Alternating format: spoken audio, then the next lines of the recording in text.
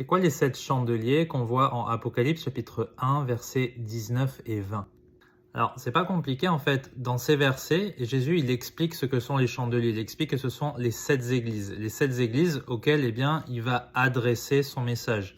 Il demande à Jean d'écrire le livre de l'Apocalypse et de l'adresser à 7 églises. Pourquoi? Eh bien parce que chaque église a un message personnalisé, chaque église avait un problème ou des choses qu'il fallait louer. Et Jésus en fait tenait à leur annoncer cela.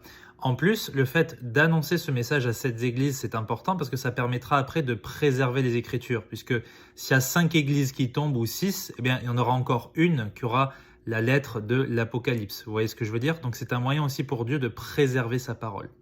Au verset 13, il est écrit que, il y a 7 chandeliers. Quand il se retourne, Jean, il voit 7 chandeliers et au milieu, le Fils de l'homme, c'est-à-dire Jésus-Christ. Et après, tu as une description de la puissance et de la gloire de Jésus. Ça veut dire quoi ça? Ça veut dire que Jésus, il est au centre de ces églises. Jésus, il est la pierre angulaire. Il est le chef de l'église. Et donc Jean, en fait, il s'adresse aux anges de l'église. Les anges, dans ce contexte, ça veut dire les pasteurs. Ça veut pas dire des anges avec des ailes, comme tu peux le voir, dans certains passages bibliques. Les anges, ça peut aussi faire référence aux pasteurs, aux anciens, généralement à ceux qui dirigent l'église. Voilà. J'espère que c'est clair pour toi. Que Dieu te bénisse.